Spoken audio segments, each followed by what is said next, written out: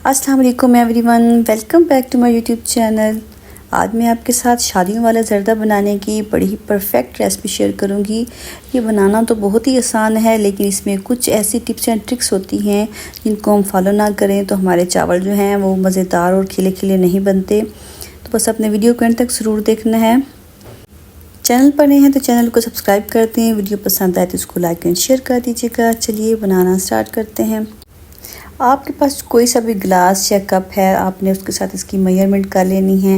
मेरे पास थे 2 गिलास चावल, उसमें मैंने खुला पानी डाला था। उसमें मैं डालूँगी इलायचियाँ और थोड़ा सा लौंग, साथ में टेस्ट के हिसाब से नमक और ज़र्दा कलर भी हमने यहीं पर ऐड कर देना है। हाफ़ टी स्पून इसमें मैं ज़र्दा कलर ऐड करूँगी और इसको हम मिक्स कर देंगे। इस तरह से चावलों पर प्रॉपर जो कलर है वो आ जाता है। चाशनी में कलर डालने से सारे चावलों पर एक जैसा कलर जो है वो नहीं आता। मेरे पास जो छुआरे थे उनको मैंने धोकर अच्छी तरीके से साफ़ कर लिया था और इसको भी हम इसी पानी के साथ उबलने के लिए रख देंगे। इस तरह से हमारे जो छुआरे हैं इनको अलग से बॉईल भी नहीं करना पड़ेगा और पानी के साथ ही उबलेंगे तो ये नरम भी हो जाएंगे।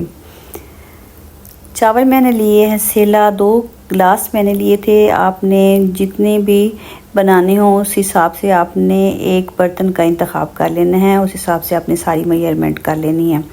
पानी जब बॉईल होने लगेगा तो हमने इसमें ये चावल जो हैं वो डाल देने हैं। 1 घंटा पहले आपने कम से कम इनको भिगो कर रखना है, क्योंकि सेला चावलों के लिए ये ज़रूरी होता है। बाकी के जो ड्राई फ्रूट्स हमने इसमें यूज़ करने हैं, इसमें मेरे पास है बादाम और गरी।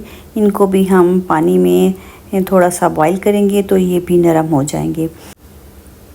अब चावल जो हैं यहाँ पर आपने 90 से 95% तक कुक कर लेने हैं।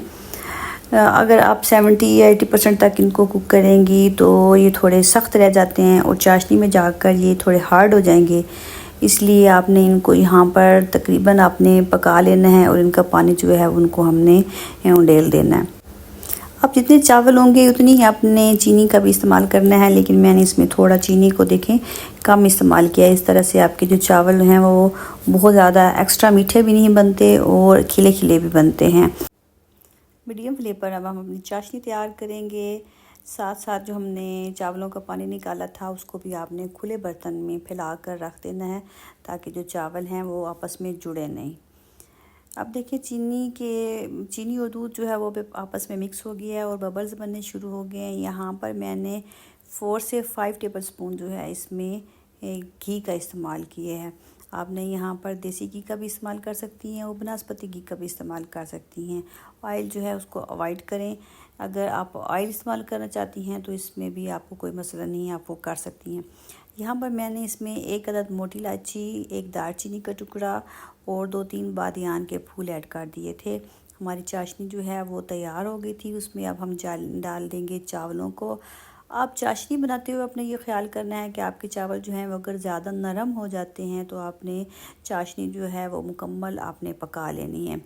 और अगर आपके चावल जो हैं वो थोड़े सख्त रह जाएं तो आपने चाशनी में थोड़ा सा जो दूध आपने डाला था और इस चीनी का जो अपना पानी था उसको आपने कम खुश्क करना है। इस तरह से आपके चावल जो हैं वो उसमें पक कर नरम हो जाएंगे। बस आपने इसमें ज़्यादा चम्मच जो है वो नहीं हिलानी, आपने हल्के हाथों के साथ इसको 1-2 दफ़ा हिला देना है। जब आपकी चाशनी जो है वो इसमें मुकम्मल तौर पर चावलों में जज़्ब हो जाए तो आपने इसके ऊपर अपनी मर्ज़ी के मेवाजात के साथ इसकी जो है डेकोरेशन कर देनी है। इस तरह से इसकी जो लुक है वो भी बड़ी अच्छी आती है और इसका टेस्ट जो है वो भी बड़ा अच्छा आता है। दम के लिए चावलों को आपने लो फ्लेम पर तकरीबन 10 से 12 मिनट ज़रूर देने हैं। इस तरह से जो मीठे चावल होते हैं, ज़र्दे वाले स्पेशली जो चावल होते हैं, उनका दम जो है वो बहुत अच्छा आता है और ये बहुत नरम नरम और खिले खिले भी बन जाते हैं।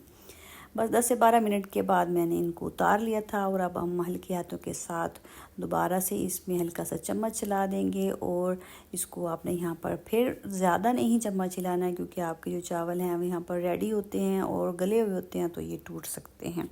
तो देखें माशाल्लाह से कितने ज़बरदस्त और कितने ही खिले खिले चावल बन गए हैं। एक एक दाना जो है वो देखें कितना लंबा और कितना परफेक्ट बना है। इस तरह की और अच्छी अच्छी वीडियोस देखने के लिए आपने मेरे चैनल को कर लेना है सब्सक्राइब, और बेल का आइकन बटन जो है वो भी आपने ज़रूर प्रेस कर देना है, ताकि हर नई आने वाली वीडियो का नोटिफिकेशन जो है वो आप तक पहुंचता रहे। और वीडियो को आपने सेव भी कर लेना है, क्योंकि पहली दफ़ा बनाने से ही आपकी जो रेसिपी है वो बिल्कुल परफेक्ट बनेगी। चलती हूँ, दुआओं में याद रखिएगा। मिलते हैं अपनी किसी अगली वीडियो में अगली किसी रेसिपी के साथ। तब तक के लिए अल्लाह हाफिज़।